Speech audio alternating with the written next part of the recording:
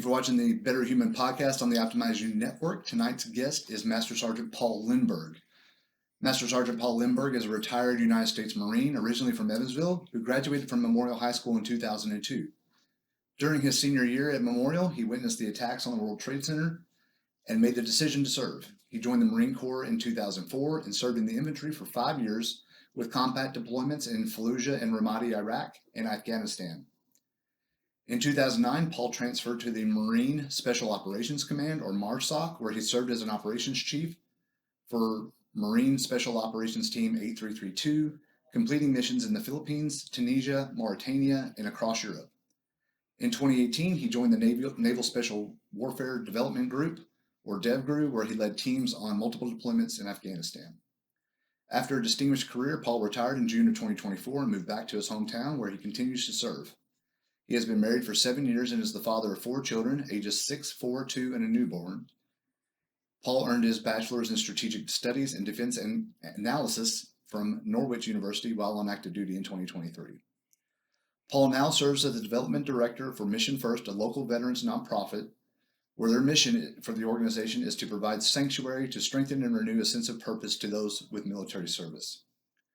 Paul's accolades include a Bronze Star Medal, a Purple Heart, a Meritorious Service Medal, Joint Meritorious Commendation Medal, Navy Commendation Medal with Combat V for Valor, Navy Achievement Medal with Combat V for Valor, and other personal and unit awards. Ladies and gentlemen, it is my honor to introduce you to Master Sergeant Paul Linberg. Each and every podcast of the Optimize You studio is sponsored by Optimize You Evansville.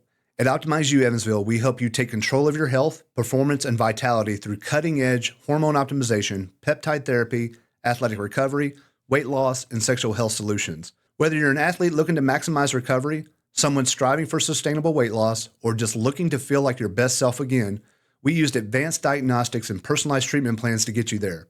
Our science-backed approach helped optimize energy levels, mental clarity, muscle recovery, and overall well-being, because feeling great isn't optional, it's essential.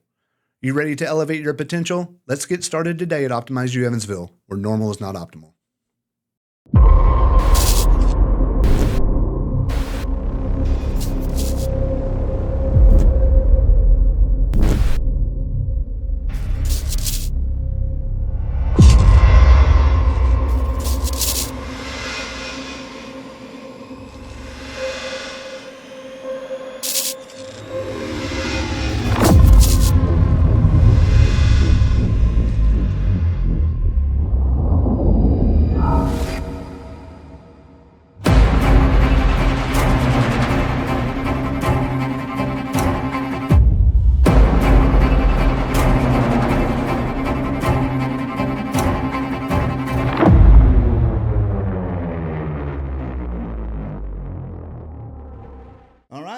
Paul Linberg, welcome to the show, man. Thanks for having me.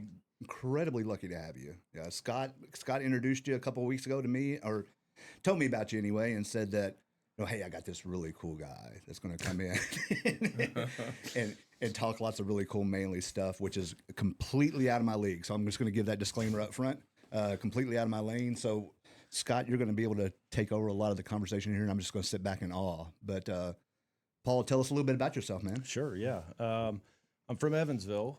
I was born on the east side, lived on the east side. I went to Memorial High School. And when I was at Memorial, I was a senior in high school. And 9 o'clock in the morning, my history teacher got a call from his wife. We wheeled in a TV, and 9/11 happened right in front of us there on TV. So that really changed the trajectory of my life. I was like, Mom, I'm going in the Marine Corps. She said, you need to do 1 year at college first, trying to convince me or talk me out of it. So I ended up going to Ball State for a year. I did well, but I was just lost. I didn't know what I was doing, and I was just wasting money. Mm-hmm. So after that, I just turned and said, hey, I'm going. I didn't get recruited. I walked right into the recruiter's office and said, hey, I want to be in the Marine Corps, and I want to be in the infantry. And they were kind of, pump the jets. So, but what led to that over all the other branches of service? So why Marine Corps? I don't want to disparage the other branches of service, but I was going to answer that for him. It's like, I do know a little bit about them. There can, the few, the proud, the badass ones. I mean, I grew up just fascinated with the military. Both of my grandfathers were in World War II. One was Air Force, one was Army. And I mean, watching Rambo and all of the Schwarzenegger and Sylvester Stallone and Claude Van Damme, all of that, he was obsessed with them. And I figured if I was going to do it, I wanted to do it all the way.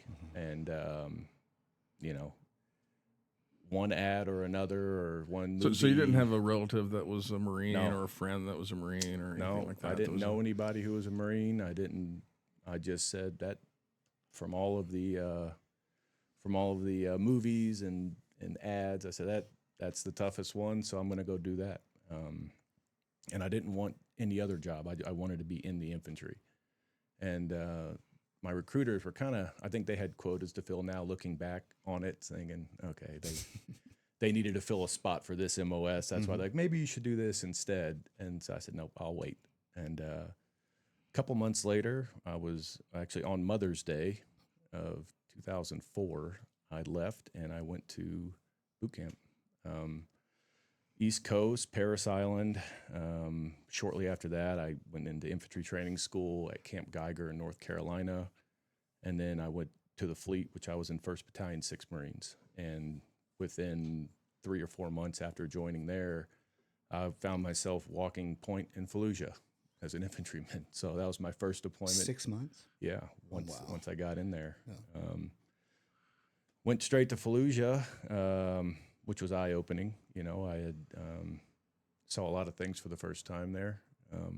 It was funny because I was talking about it the other day, and I had never actually seen I don't want to get dark right away, but I'd never actually seen a dead human being in my life. I'd never been to a funeral, nothing. Oh, wow. And, you know, the first one I saw was there. Oh, my gosh. Yeah.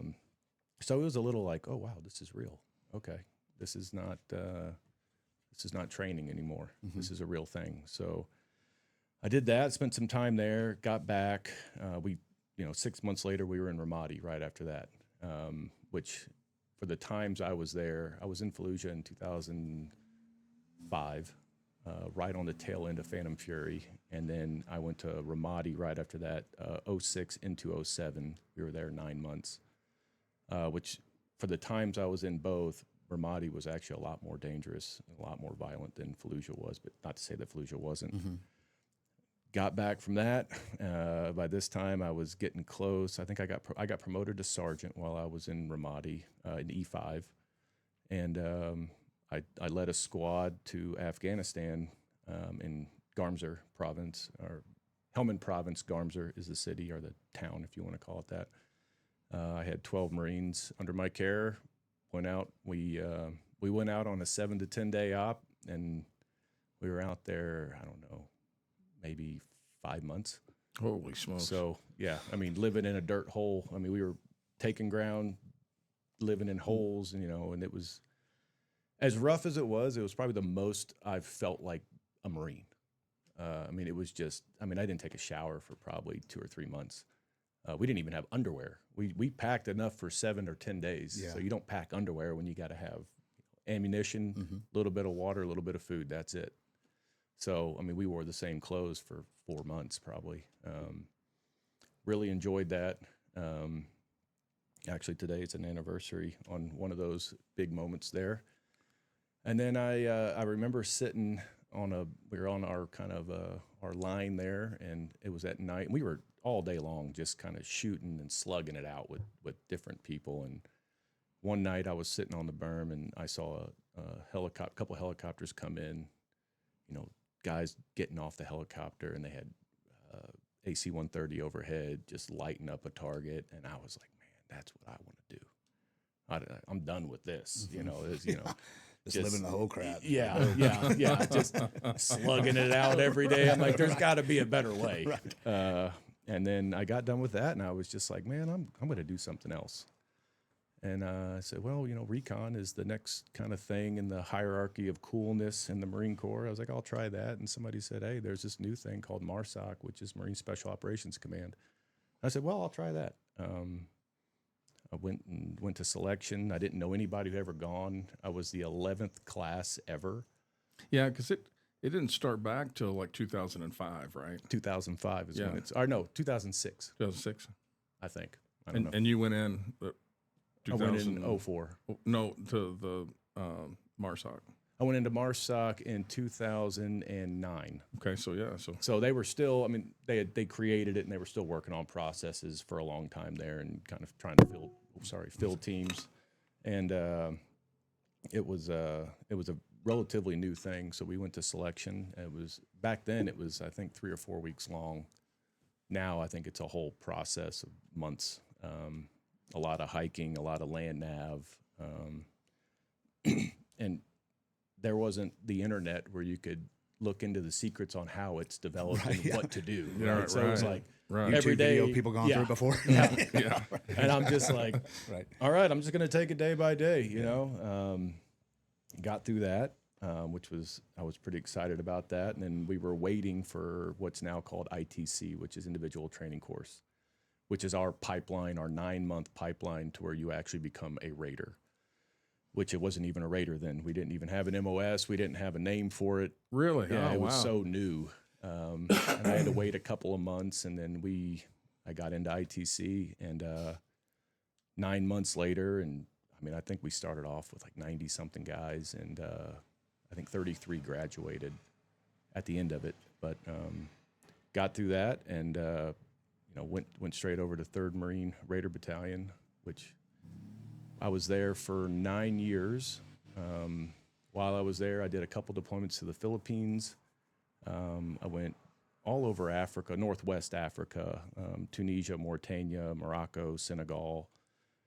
Spent a lot of time over there. Did a little bit in Europe as well, which was fun. And one of those things where I was like, I'm kind of done with this. What's next? And there's a lot of opportunities out there. It's very selective, so a lot of luck got me through, and a lot of persistence. Well, I want to stop you for a little bit. The Marine Raiders, that's kind of the equivalent to like the Army Green Berets, or the Navy SEALs. It's the Marine Corps Special Operations. Gotcha. Yeah, sorry. No, you're good, man. You're good. Yeah, I'm following you. I got you. So, I mean, every branch had their own special operations. You had the Army Green Berets, you have the Rangers, you have Navy SEALs, and they're all household names. And Sure, yeah. I think in 2006. Yeah, you would have to say that like the Raiders are just like those, like you don't hear. It's rare. Yeah. If I say the word Raider and somebody's like, oh, yeah. Oakland, Oh, wow. Oakland, you know that? Los Angeles? Yeah. No, Las Vegas now? No. Or they think that I said radio, like I was a radio man, and I'm like, no, Right, a little different. Yeah. So let me ask you. Let me just kind of pause you there for a little bit, because you're rattling off a lot of these, and I was always a news guy. I'm not completely naive to a lot of it, because 9/11 I was a junior in college or something like that. So I was still acutely aware of world events, and probably in that time in my life a little bit more hyper aware of it, But so you're a senior in high school when that happens. So I'm assuming that by the time you're taking that 6 months after so you do a year of college. Yep. You sign up. 6 months later, or 15 months later after that, you're living in a hole in somewhere. Yeah.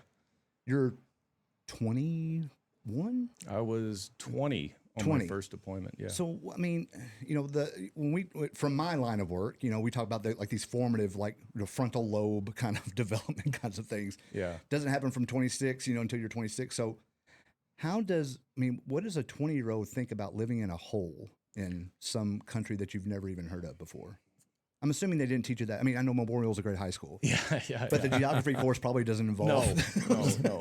Yeah, no. I would have never known what Iraq or Afghanistan was if I wasn't going there. Yeah. I don't know.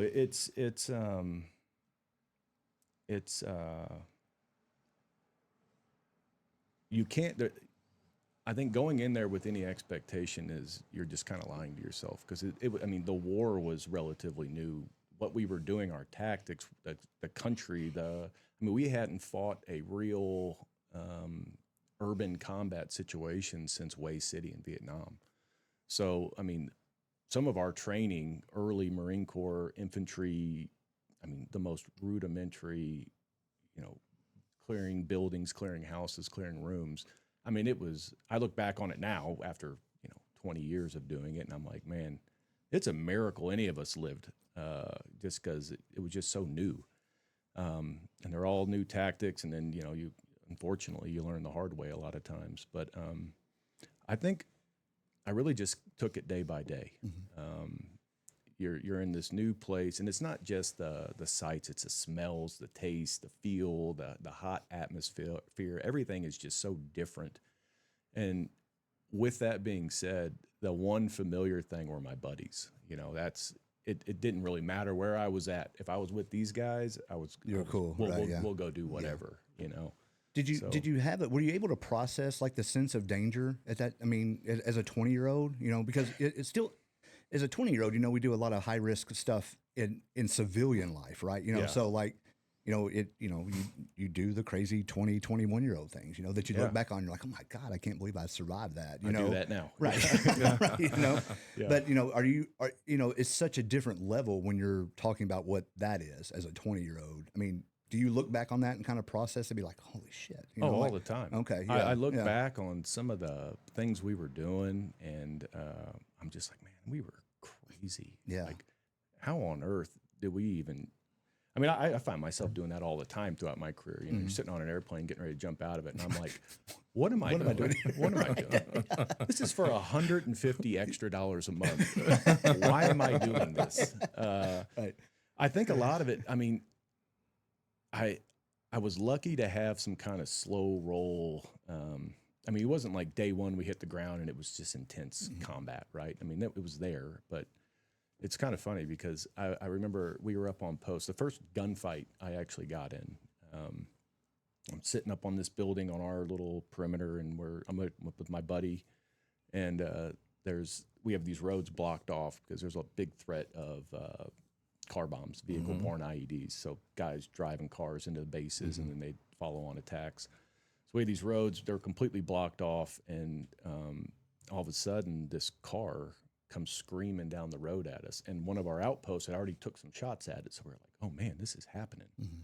One of the posts starts shooting at this car. So we're like, I guess that's what we're doing. Right. So we turn and we start shooting at it. And then all of a sudden, after about 10 seconds of that, and the whole windshield spider webbed, it stopped. And we were like, man, and then we hear ceasefire. And I was like, man, that's not good. And then turns out it was a friendly Australian contractor unit who took a wrong turn. Ooh. But they had armored vehicles, thank God. Nobody got killed. Wow, yes. But I was like, yeah, my first gunfight was a friendly fire incident. But you can see how that happens. You can see how that miscommunication. I mean, it is the Wild West over there. So I mean, it's survival. Right. Period. So you're not taking risks for anything. No. I mean, some car comes screaming out that nobody knows. What else are you supposed to do? It's not the place to hesitate or be coy or shy. Right. It's just you got to react, or some potentially very bad things could happen to you and your friends. But we kind of got a laugh out of it afterwards. So it was kind of like, okay, we got to laugh about that. It's not the worst thing. Can you imagine the Aussie contractors? No. I can't. Apparently they got out, and the first thing they said was, "Those blokes can shoot," because it was just a spider web. I think back whenever I was telling my kids the story the other day. We were talking about concert tickets, and I was like, at 20 years old, your dad was camping out. We drove past the old Weinbach, because there was a Ticketmaster at Weinbach. Well, Pearl Jam came back from their Ticketmaster band or whatever. I can remember camping out at Weinbach, and that was like the most valiant thing I did when I was like 20 years old.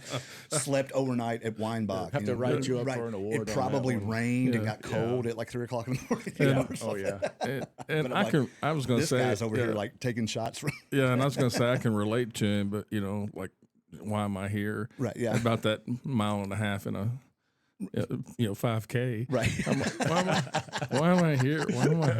Why am I doing this? So I understand. Yeah. No, I mean, it's a bizarre concept. Yeah. I mean, you're 1 minute you're just living in Evansville, Indiana, going to high school, and the next thing you're around people from all over the country. And I think, back to your original question, I think a big thing that really got a lot of me and a lot of my peers who were the new guys was you had these guys that you just looked up to, these just warriors, the sergeants and the staff sergeants, some of the officers, not too many of them, but it was just like, if we're going with him, we're good. Right. Let's just listen to him and let's do what we got to do. We're here to work. Let's get work done and let's go home.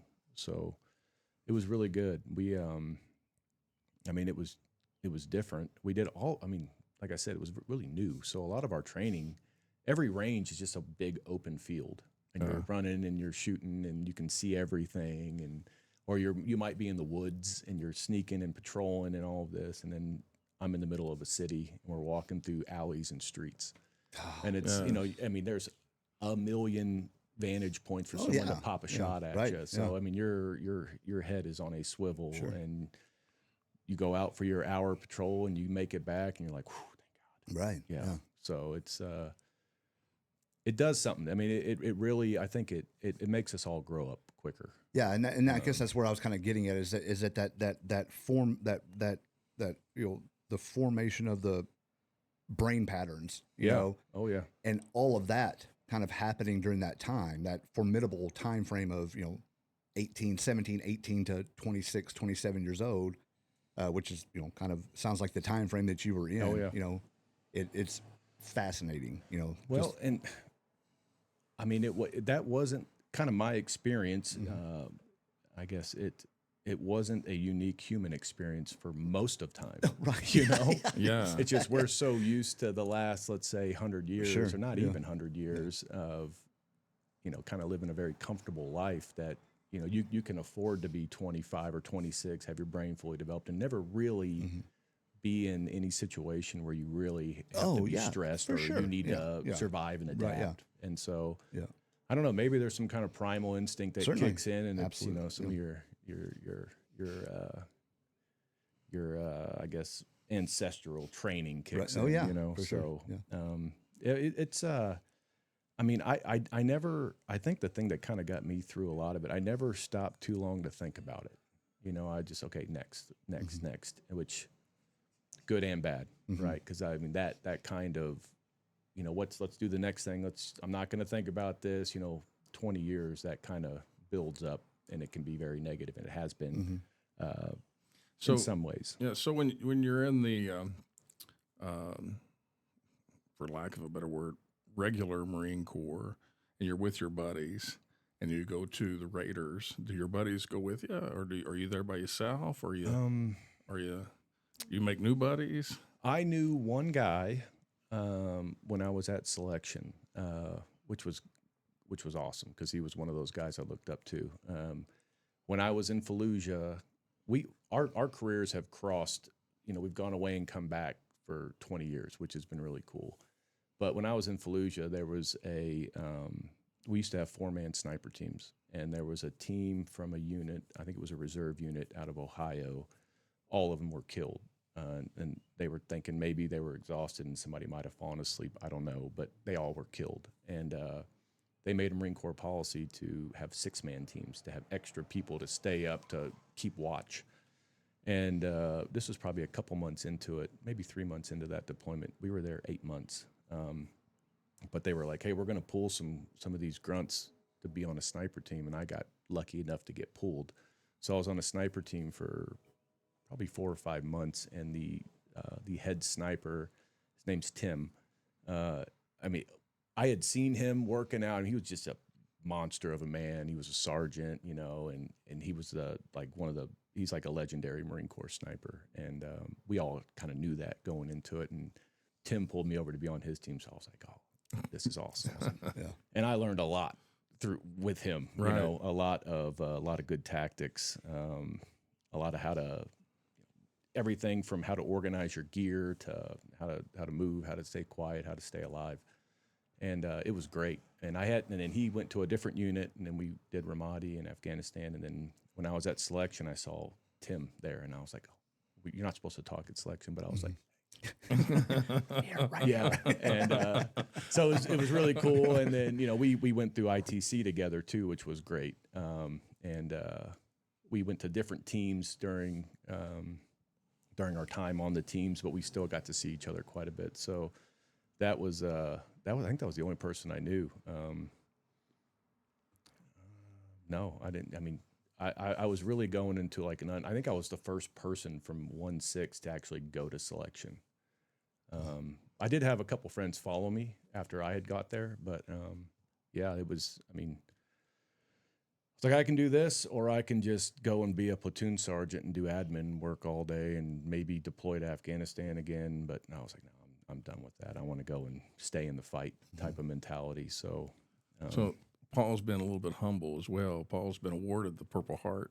Oh, wow. I don't know if is that before Raiders or yeah, that was after? before. That was Is that something you can discuss? Sure. Yeah. That was my second deployment. I was in Ramadi, and actually December 15th, 2006. Yep. We called our Alive Day.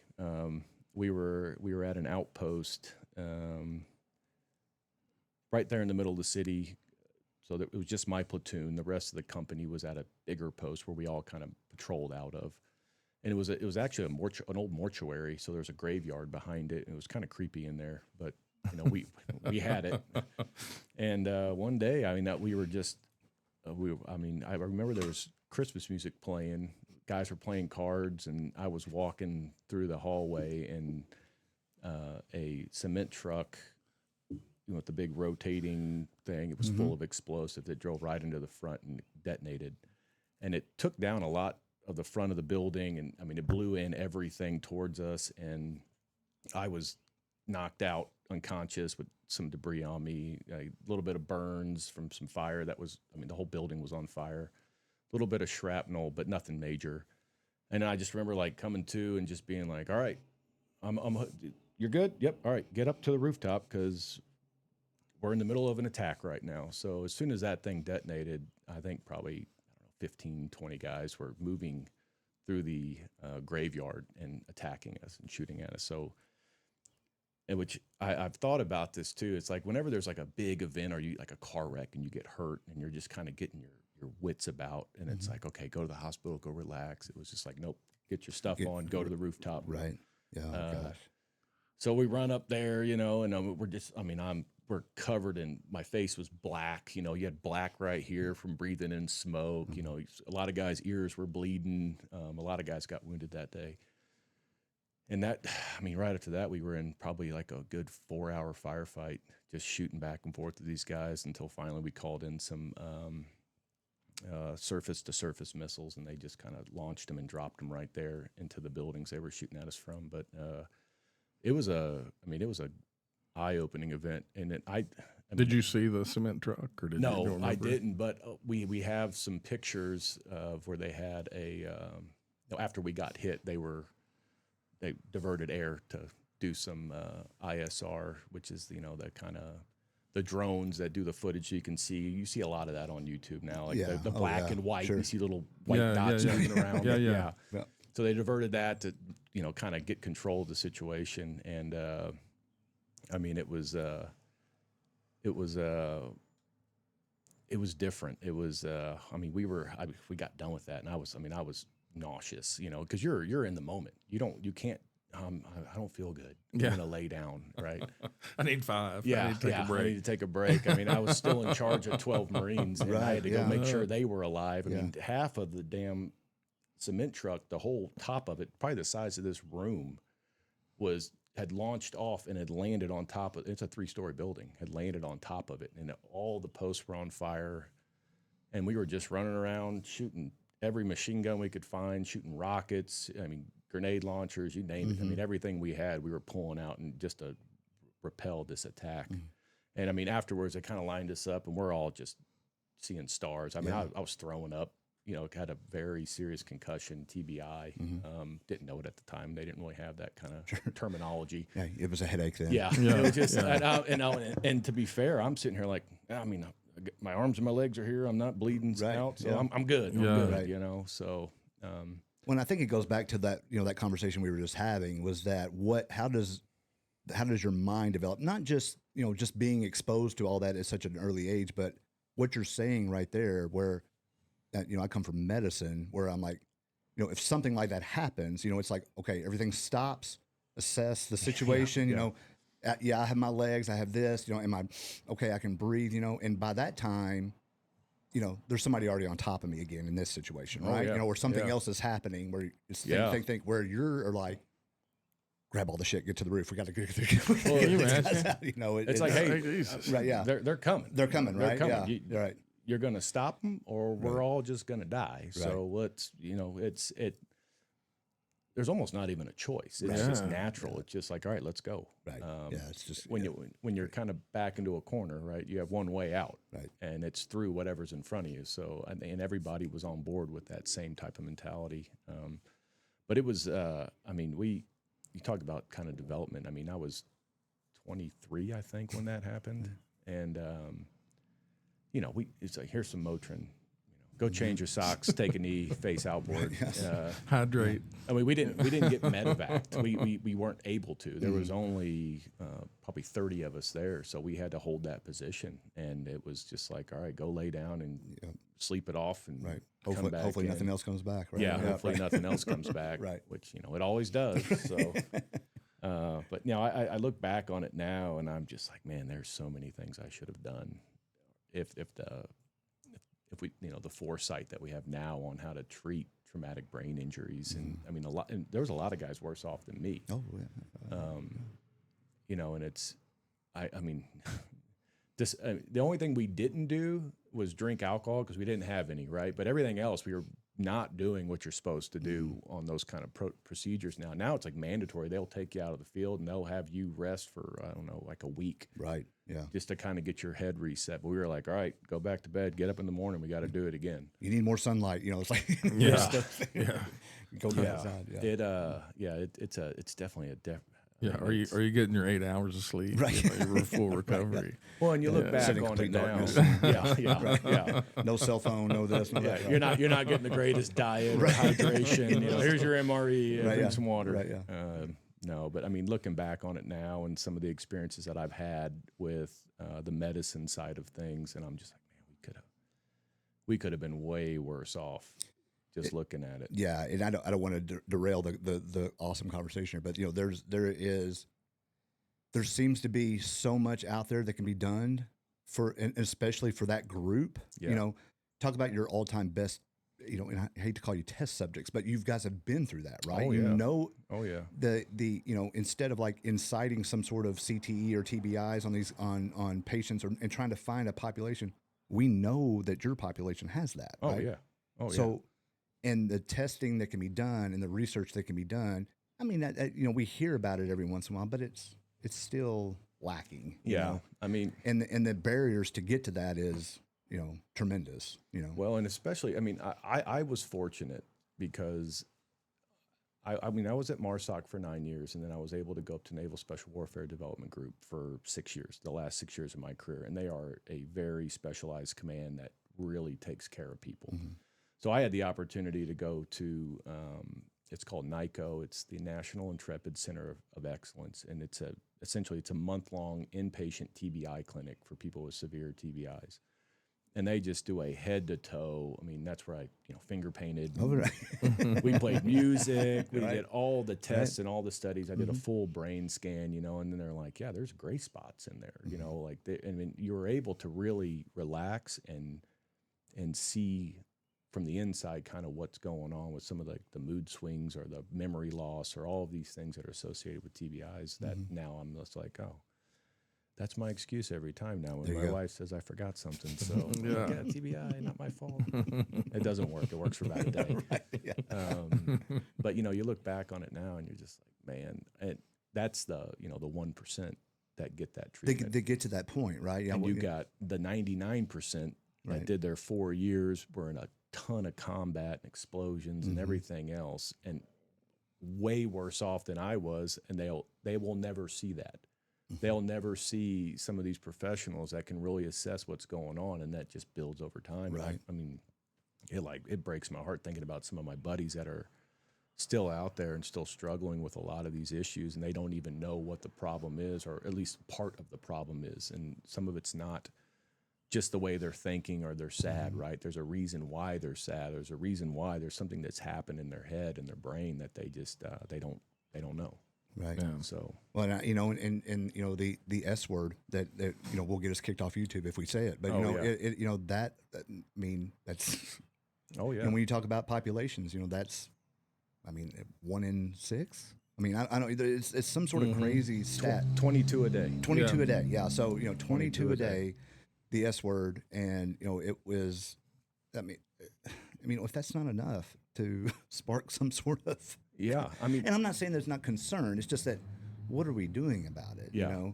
And I know that there's a lot of kind of specialized organizations that are really looking into that, but as far as the funding and as far as the power that would come behind something like this thing that took you 17 years in the service to get the the services of it's kind of mind-boggling to me. So yeah, I mean it's 22 a day, and you look at it and you're just, so I was in 1st Battalion 6th Marines 1-6, a very strong background in OEF, so Operation Iraqi Freedom, Operation Enduring Freedom, so Iraq, Afghanistan campaigns. They were one of the most highly decorated in all of the conflicts for that, out of the Marine Corps infantry units as they go. And I lost a lot of friends in combat, but I've lost more friends to that. And the numbers just keep going up. I mean, the combat's over, but they keep going up. I mean, it's, and I've said it before, but it's just like, man, that's, every time you get that call, it's just like, oh man, here we go. Right. And and it's not just me, it affects my family. Sure. My kids have been to Arlington several times, right? My wife she knows the spouses and she knows the people. And then I get a call and she's just like, and I'm like, oh, and she's like, who was it? She already knows. Yeah. When you see that, you see the number that you haven't seen maybe in a while. Get it, like, oh, this isn't because they're having a barbecue, right? Yeah. He only calls me when something bad has happened, right? Gosh, so just the anticipatory angst. Yeah. So you were in the regular Marines, got selected into the Raiders, and so just a little bit. What's the difference between Raiders and other special operation groups and the other agencies? Man, this is a taboo question. Let it roll, man. Yeah, brag away. I'll say that. So when in my opinion, right, I always like to preface with that, but when it comes to the special operations units inside the military, they all generally do about the same thing. I'll say that, right? It's everyone is screened, everyone is selected. It's a little bit higher level of intelligence. It's a little bit higher level of physical performance, and just great overall, for the most part, just great human beings that are trying to do a little bit something else. The only thing that really separates them, besides those kind of pre-qualifying things, are the missions that you're doing are different, right? They're a little bit more surgical or strategic. You're working at a higher level. There's a lot of interoperability. I mean, I have buddies in every part of SOCOM or U.S. SOCOM, and they're just good dudes like everybody else. It's kind of we're all kind of cut from the same cloth. We're just, hey, I happen to be in the Navy, so I'm going to go be a SEAL. Hey, I'm in the Army, I'm going to go be a Ranger. I think, and that being said, within that world, there are some, SEALs are, it's the Navy, so they're a little bit maybe better in water type things, or ship seizures or oil rigs or whatever, right? The Army's long history and, airborne operations, a lot of ground stuff. And the Marine Corps, I think with MARSOC specifically, we're kind of like, we're kind of both, right? Because we're very amphibious at the same time, but we can also do a lot of that on the ground operations. And there's friendly competition between them all, but at the end of the day, we're all buddies, and we're all working together. We all know each other, so it's really cool. Yeah, I think that was kind of going to be a question I had too. Was that, so what kind of mission? So SOCOM it gets some sort of, I guess, I don't know, it's some sort of issue comes up, Sure. or whatever, and you have to pick one to go do it. Yeah. Or who are they selecting, like, and why? Oh, now that's a good question, because I think some of it determines, or I guess it depends on, and people will go either way with this, but SOCOM or U.S. SOCOM, they change out their commanding officers. So it might be a SEAL, it might be an SF guy, an Army guy. So there's some preferential treatment sometimes on, I'm an SF guy, I'm going to get my SF guys out here go for do this one. And a lot of it's yeah. just, the nature of what the mission is, right? Like, Okay. and then where are they geographically located is a big part of it, right? Like, Okay, yeah. hey, makes we sense, got a team right here, or Right. you can fly some SEAls from anywhere, and it's like, let's just go with that. Okay. Without doing any research, I would think that they would be more apt for reconnaissance because you got the Marine Recon, and you got. You think that's where it would come from. You would think that the Raiders would be more, in that world, the reconnaissance intelligence realm. Yeah, a lot of our kind of ancestry comes from that. The majority of MARSOC was recon guys that came over and kind of transitioned over before we had anything established. So a good majority of reconnaissance Marines either started out in reconnaissance and moved over. They had an option early on, or they kind of start off in reconnaissance and they might go over later. It's just it's kind of what you're looking for and the different mission sets that you're doing. And a lot of that, like for a lot of time in Afghanistan especially, we would have everybody was kind of doing very similar things. It would be kind of, we call it foreign internal defense. So you would go in bed with a unit somewhere in Afghanistan. You would train with them and you'd go out and do missions with them. We did it, SF did it, SEALs did it.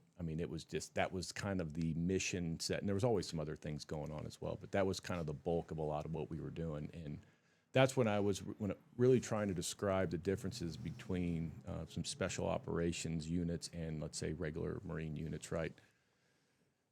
Like, you're not sending my infantry platoon to go and capture a high-value target, right? Because you want it. These are kind of no-fail missions. You want to make sure and that you accomplish it. And I think a big driving factor in that is the assets that are attached to each unit. The bottom Marine grunt, which that's me at heart, right? We don't have AC-130 gunships flying overhead. We don't have helos that are going to be in support of us all the time, right? And you're with a special operations unit. The budget's a little different, right? Yeah, a little bit different training.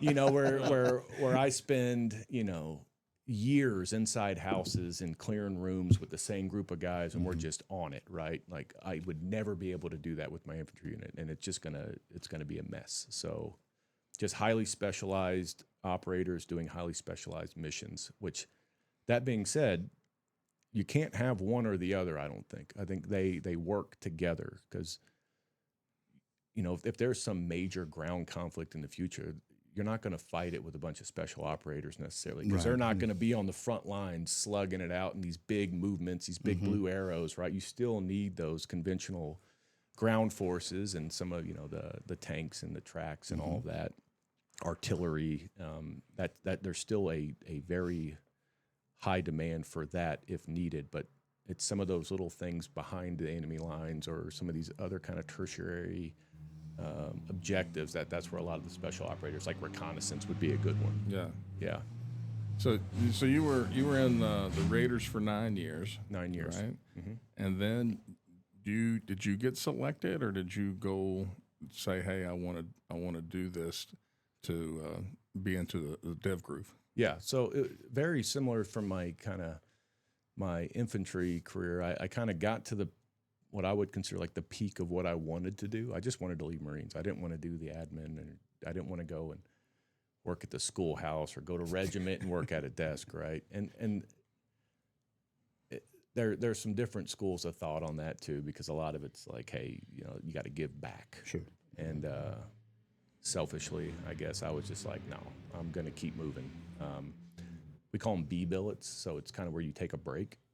and I had done 3 or 4 deployments on. I think I did 3 deployments on a team with the Raiders, and I was an operations chief on my last team, and they were like, "Hey, you're kind of getting long in the tooth. It's time to kick back and go to the schoolhouse and train guys for 3 years, or go to regiment, or component and do whatever, or you can go to this other unit. It's a little bit more intelligence driven unit, and inside of MARSOC still." And I was just like, "Yeah, I'll do that."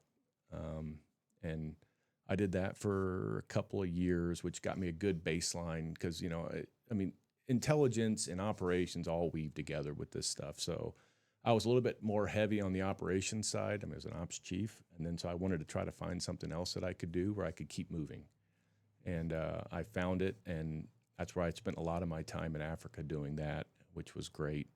Small teams, kind of out there on your own working, which I really enjoyed that.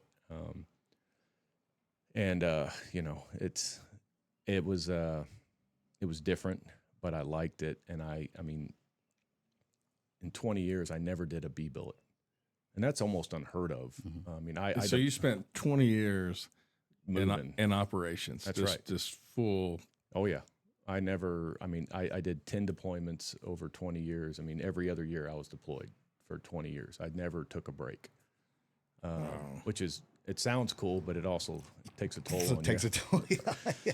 That's why I move around like a 70-year-old man, and why we haven't trained in a month, because I ripped my rotator cuff. This guy served 20 years, fighting the bad guys, and gets taken out by an awning at his house. Yeah. That's a shit. Yeah.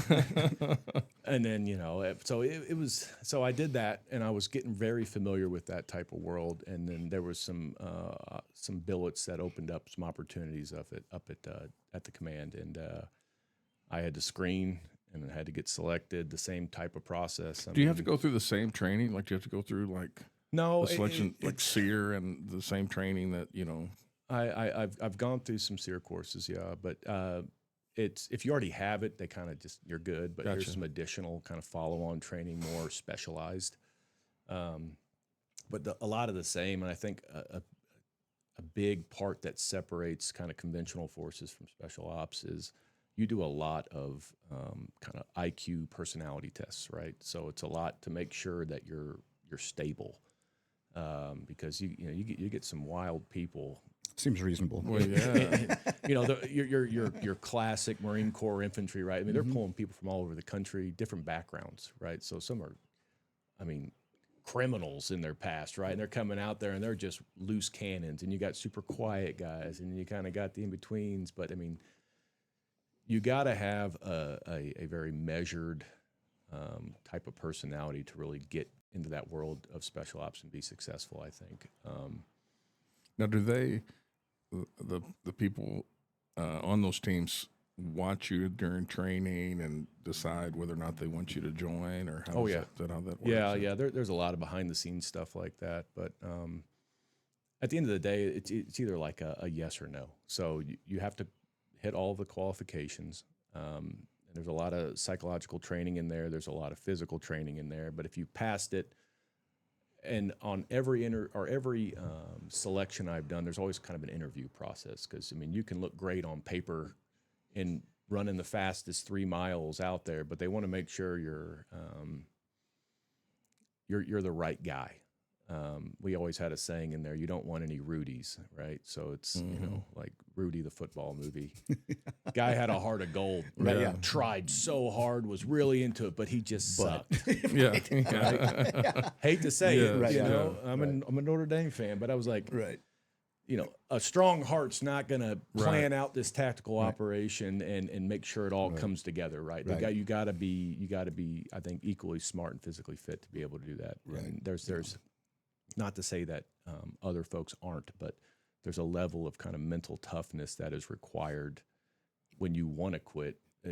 A lot of people will, like, your mind will quit before your body will every time. When you're out there running, or you're fighting, or you're carrying somebody, you'll tell yourself to quit all day long, and that'll quit way before your body will physically stop moving. So I think somebody asked me that recently, kind of, you know, how did I get to where I was at in my career? And I said, well, I think a combination of luck, the right place, the right time, and I was never the biggest, obviously. I was never the smartest or the strongest, but I just would not quit.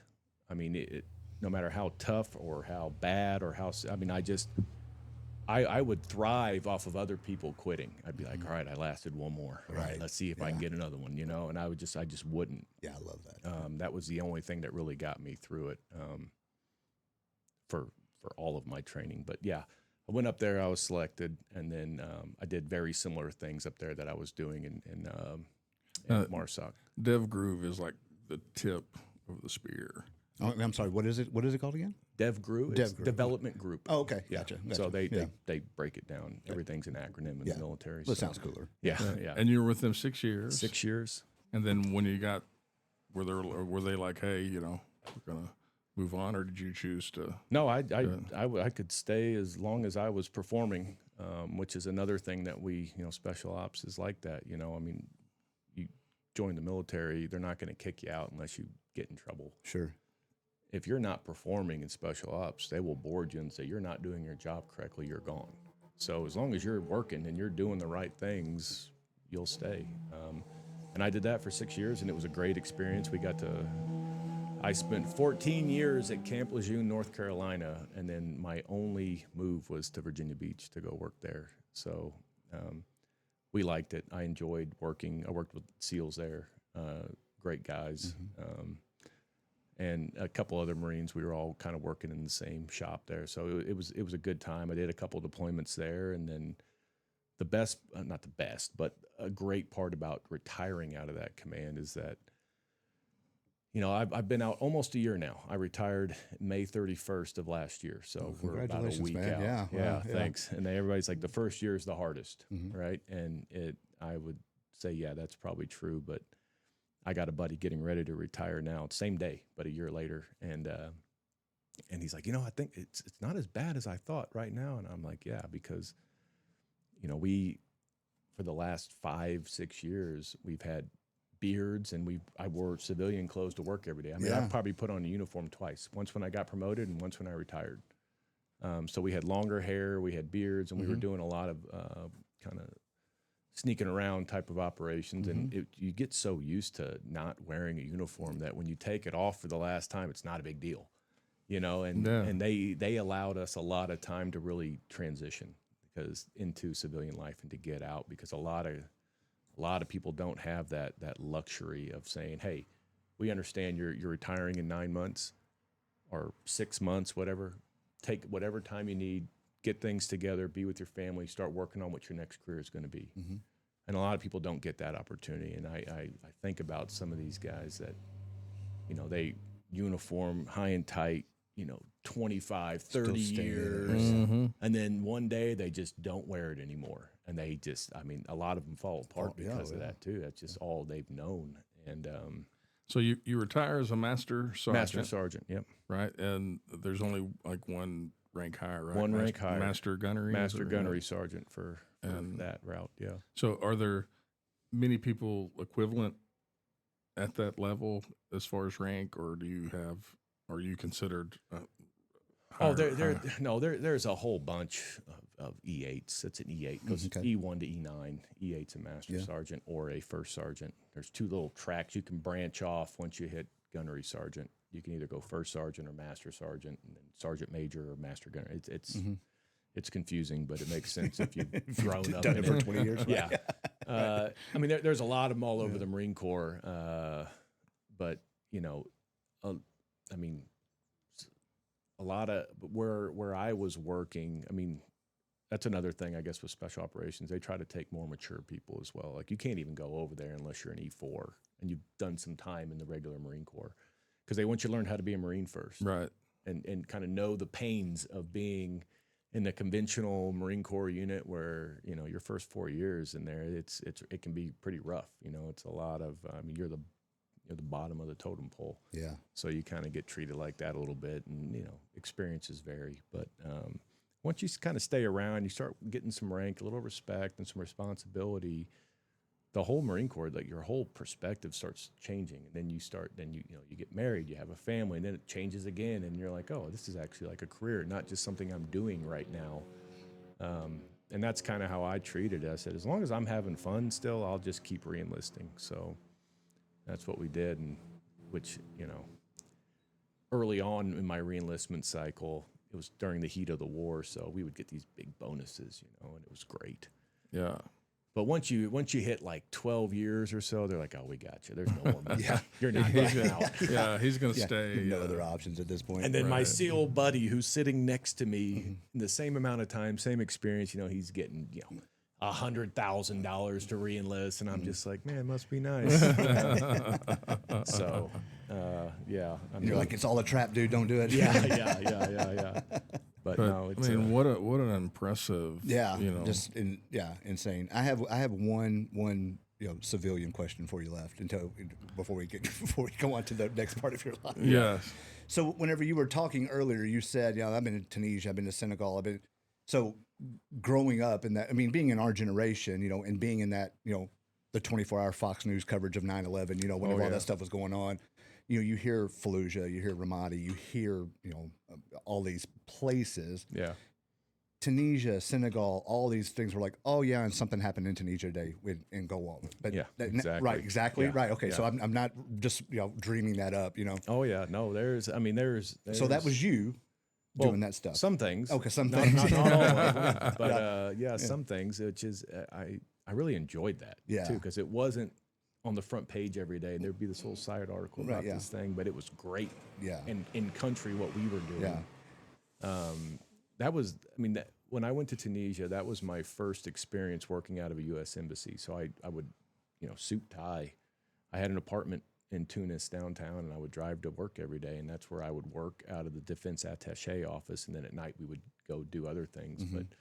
But you had to play that part, and you had to. You were working with State Department folks who are very different from Defense Department folks. Yeah. In some respects, so it was very. It was purposeful why they put me there, because some guys are just not going to mix well with that crowd. They're going to be very rude or brash or over Right.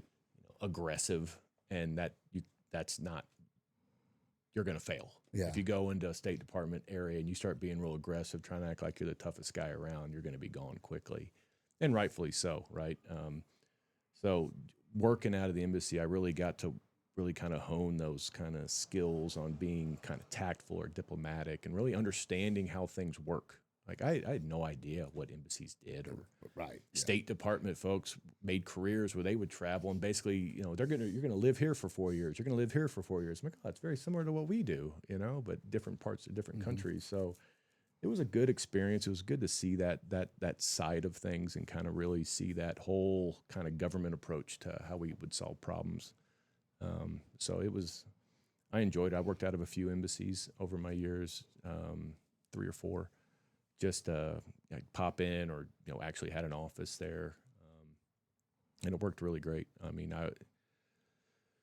It was different, right? Because I wasn't living in a hole anymore. Right, I'm at a cocktail party wearing a suit and mingling with these Rubbing folks. elbows with those high-end. Yeah, But, right. Yeah. It whatever it took to kind of get the mission done. That's what we did. So Well, that's a perfect segue into our next segment, which is mission first. oh yeah, Right. yeah. So Do you want to tell us a little bit about that? Sure, I'd love to. So we, as I was transitioning out of the military, like I said, my command gave me a lot of leeway to really explore that space and see what I was going to do. And I had met a man. Actually, my mom was like, "Oh, this guy's great. You got to meet him. He's a Marine. He just did a leadership talk at our work." And I said, "Okay." I'm not just going to call some random Marine and start saying hi. There's a lot of us, but I was like, Me too. Yeah. Oh, you're a Marine? Me too. Awesome. Anyway, see you later. Y'all want to hang out? Yeah. But I ended up chatting with him, months later. I was like, fine, I'll call him. And I called him, and his name's Sean Georges. He's actually the vice president of the board of Mission First.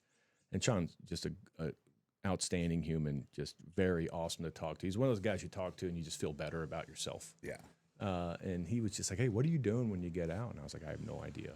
And that was a huge stress point for me. I mean, you've been out there doing all kinds of stuff in the military for 20 years. That's what I know, and then how do I translate that to everyday life? And I was kind of like getting very worried.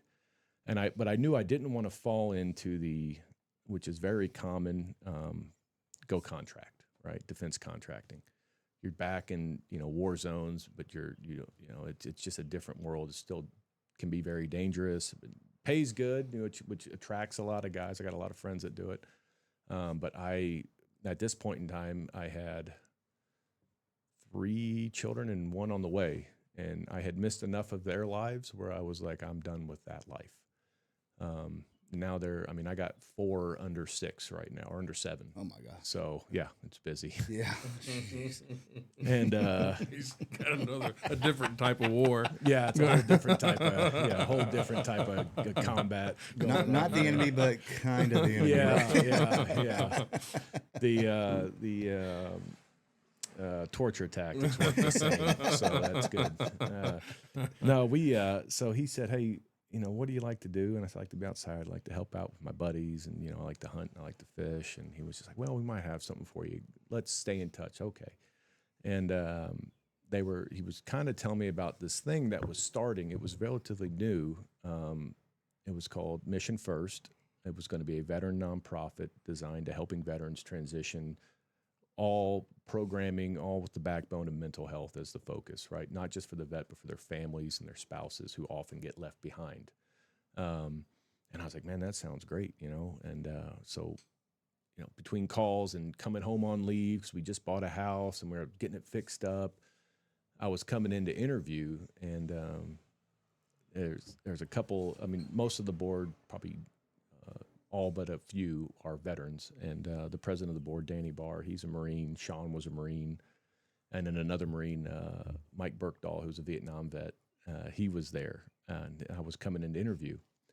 And Sean calls me. I'm on my way. And Danny's a pastor at a church off of Epworth. And that's where we were meeting. We do a lot of our meetings there. Mm-hmm. And Sean calls me on the way. And I've never met these other gentlemen. And he just said, hey, I just want you to, just very casual, don't be nervous about this. I want you to just go in there and just chat. Like it's going to be all right. And I was just, hey, Sean, I've been nervous a lot of times in my life, but driving to a church to talk to 3 old Marines is not one of them. And yeah, and he's like, fair enough. And I go and I sit down, and they, and I don't know what they're going to do with me. I don't know where we're going with this. And they said, hey, we'd like to hire you on as a development director. And I said, that sounds great. What's a development director? I mean, I had no vocabulary for anything, right? And they said, well, it's a fundraiser. And we know it's not on your resume. And I said, well, hold on, what do they do? It's like, you got to be able to talk to people. You got to be able to network, be able to have good conversations and just, raise money. And I said, well, it's on my resume. It doesn't say that directly. So I think I'd love to do that. And it's been from there, we just took off, and they hired me on to do that, and to really get the word out there, get the message out there. And we have just exploded since then. I've been there right at a year, and, it is, we are years past where we thought we would be. That's amazing. We've got 92 acres, northeast of Bluegrass Fish and Wildlife area, wooded, got a 5-acre lake on it, and we've already cleared all of the roads. They're pouring the foundation any week now, or any day now. We've raised almost all of our initial capital campaign. A lot of that was from a lot of grants, a lot of foundations, but more importantly, what has blown me away is just this community and the support that we've gotten from them. Not in a million years would I imagine that. I'm new to the fundraising world, but just seeing people coming out of the woodworks to help and want to volunteer and want to donate either, time, talent, or treasure to this project. And then I was just like, yeah, and people are like, how do you like it? I was like, well, it's not that the product sells itself. There's a lot of vets out there, especially in our area. We kind of are serving 4 county areas. So Posey, Warwick, Vanderburgh, and Gibson. There's 16,000 veterans in those 4 counties. And there's a lot of them, sadly, the Vietnam veteran era that just had no real support that was tangible, that we're actually doing things. They're actually the highest rate for risk when it comes to what we were talking about earlier. And and it's opened up my eyes a lot to, first off, how just incredible the community is. And I always think about my age veterans, right? I think about, I say my age thinking like I'm still in my 20s, but yeah. But I never think about like the Vietnam veterans that just did not have the same homecoming as we did not have the same resources available to them, and still, sadly don't. Not as much as they and have should. dealt with it now for 60 years. Absolutely. It's it's amazing to me. Yeah. I mean, and it makes sense when you think about it, because I mean, a lot of in our mission statement, it's about helping vets find or renew a sense of purpose, right? That's what a lot of veterans are missing, because you're in the military, you have a purpose. This is what you're doing. This is our whole mission, our whole focus. Our team is directed towards this thing. And then some of these Vietnam vets, they would get out and then they got careers, so they had another sense of purpose. Maybe they're working wherever they're working. 30 years later, then they retire, and it's like, now I don't have anything. Right. I don't have anything to hold on to, and some of them feel like they're either being a burden to their family or whatever their problems may be. And a lot of it's probably compounded over the years, and they're just, it's a shame, but they're at a high risk. And we're trying to really catch, take care of those folks. And then, my generation as well, but then catch the younger generation before they get down that path, right? We're trying to really help them out so that they have a clear vision on what their future looks like. They have a clear purpose on what they're trying to do, and helping out them and their families. So that's what we're doing now. And it's taken off, and it's been incredible. It's beautiful, man. So yeah, if anybody wanted to help, where could they contact? Sure. What information there? I'll throw out our website. It is www.thesanctuaryonthehill.org. So Mission First is the company. The Sanctuary is the place where we do our work. Sometimes they get mixed or confused, but they're two separate sort of entities. Kind of Mission First is looking up and out, and the Sanctuary is looking down and in, is kind of how we describe it in your military talk. Mm-hmm.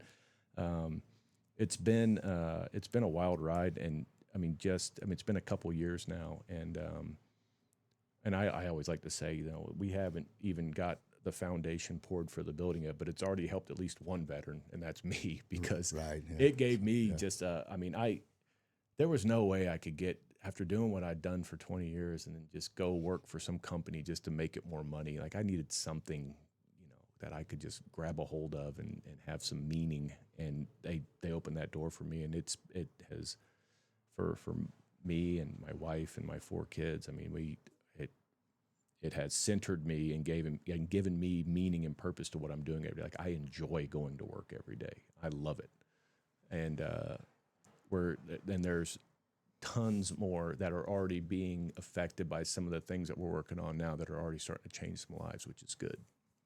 So I'll be doing this. I'm not looking for anything else. I enjoy doing this. I'm going to be doing this until the wheels fall off of it. So, and hopefully it stays around for another 100-something years. So so if I'm a veteran coming out, or I'm coming out of the service, or I've been out for 15 years, and kind of struggled, what services or what is Mission First going to have available for someone like this person? Yeah, sure. Yeah. So a lot of it, so we're going to have programming developed around all the things I was talking about, but we're still working out some of the programs. We've got just a bunch of collaborative partners in this city, so that are already extremely interested. We're talking with them now about really setting up programming, but the last thing we're trying to do is recreate the wheel. There are plenty of nonprofits or for-profits companies around here that do aspects of mental health very well. And so we're basically providing a place where they can come and they can do their work, or we can do some type of collaboration with them. So we have an activity center, we have a lodge. We're going to do cabins for whole family events where they can stay overnight in cabins, and the children can get their programming, and the parents can get theirs. And then we're actually building an entire horse arena where we're going to have equine therapy as an option, which is going to be great. I'm actually really excited about that. But a lot of it is, like I said, it's new. So I don't want to say too much before. Sure. I know Oh, yeah. what's Yeah. Right. happening. Yeah. Yeah. But I know there's going to be some aspects of workforce development, right? So, I mean, you go in there and you kind of get your mind right, you get your family right, and then we're going to try to help veterans find a career rather than just a job. Kind of bring that stability in there with them. So there's going to be some workforce development programming as well. We've already partnered with a few, which I don't know if I can bring those up quite yet. It's still in the works, but I think it's going to be great. That sounds awesome, man. We're going to do some jujitsu Yeah. out there. Yeah. So Well, we're and you know, and I would love to be involved. So just Absolutely. that it's a there's a beautiful tie between what Optimize You does and helping PTSD, TBI, CTE, Sure. all this stuff. So I'd love to be a part of it. So, Oh, we'd love. I mean, like this is what I'm talking about with the community, right? Like, Right, yeah. People are coming out of the woodwork, like, hey, I run a chiropractic office. I would love to volunteer whatever I can, or I Absolutely, do yeah. this, we do that. I mean, Yeah. Scott was, hey, you want to do some jujitsu out there? I'm like, hell yeah, let's do it. Why not? And so we're going to be exploring all these things, and they're just going to have options for people. Yeah. Not everybody is looking for maybe some therapy session or group therapy session yeah, to really sure. get right. I know for me, going on, hunting trips, it really helps me out 'cause I'm just with my buddies. We're out in the mountains, we're doing our thing, and we're going hunting, and it's truly helped me. Jiu-jitsu is a great thing. That's why I said I had to go and find something physical to do. And some people, like we were kind of joking about earlier, you can talk it out or you can go roll it out. It's Absolutely. like Yeah. some guys or gals just need that little bit. Yeah. Everybody's got a different thing. Yeah, the longer that I'm in this sport of jiu-jitsu, the more I'm realizing how the mental effect that it has. Oh yeah. Because it's like an active meditation. Yeah. If you've ever tried to meditate, you close your eyes, you think about nothing but breathing, right? And you got all this stuff that's still popping in. When you're rolling, you're not thinking about anything but how I get this sumbitch off me. Yeah. If I can get through this, what could possibly bother me? Yeah, I'm not thinking about this. I'm not thinking about that. I'm just thinking, how do I get out of this, and how do I keep breathing? Yeah, my man Dakota, our producer, he cold plunged for the first time in his life a couple of weeks ago, and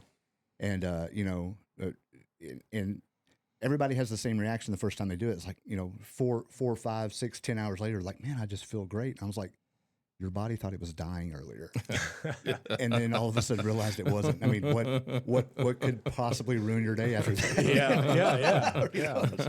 I have some experience in that. Exactly. Yeah. This isn't so bad. I'm not getting shot at. There's not walls falling on me. This is probably okay. I don't know. Cold plunge is like a bridge too far for me. I don't know what it is. I have all my buddies do it. They try to tell me to do it, but I'm just like, man, there's a lot of things that are good for you. Well, we're going to put one out there on your place so you can do one every day. We have the lake. I'll go jump There you in. go. That's even better. Right? Yeah. Just had to take it a step further, didn't you? What an awesome career. And yeah, man. Thank you so much for coming on, Paul. I mean, complete honor, man. And what an awesome, post career of this mission first. I think you can't really think of anything much better than helping those that are protecting us. And we'll put the website in the show notes and any kind of links to help, and anything you want else to put down there, just let me know. Sure. Come back, update us on the progress of everything. Whenever everything gets going, or if you have an event, something that comes up, absolutely come back on, man. It's been an honor. Really appreciate it. No, I appreciate you guys. I mean, I know, like, I love the kind of the candid questions and the talking about it, because I think there's a huge stigma. Oh yeah. Like, I don't want to ask them these. I don't want to ask them that. And I think that's important for vets to all tell their perspective. Absolutely, man. Everybody's got a story that you have to, and it's, if nothing else, it's, come here and just, it's a catharsis, for just to get it out, Yeah. I know Scott and I have both done that. Scott, I've known Scott for years, and there's, our very first episode, I just, things I didn't know about him, it's just for sitting down and just talking, So again, thank you so much. Really appreciate it, dude. Honored to have you here. I go to Scott to get humbled. That's my weekly, my weekly humbling. Right. Oh yeah. Yeah. It's good for me. Oh yeah. Yeah. Thank you. But yeah, thanks for coming on your first podcast, First right? So podcast, yeah, Dude, that's so awesome. Yeah. we're glad to be a part of and that. no better way to, I mean, and with two professionals. So you really got, if you can do our podcast, then you can, absolutely. anything else, bring on, Yeah. bring on Tucker and all those other guys. We can do this anytime, man. Yeah. Appreciate you, man. Yeah, All thank right. you. Thanks, fellas. Thanks, man. Appreciate you.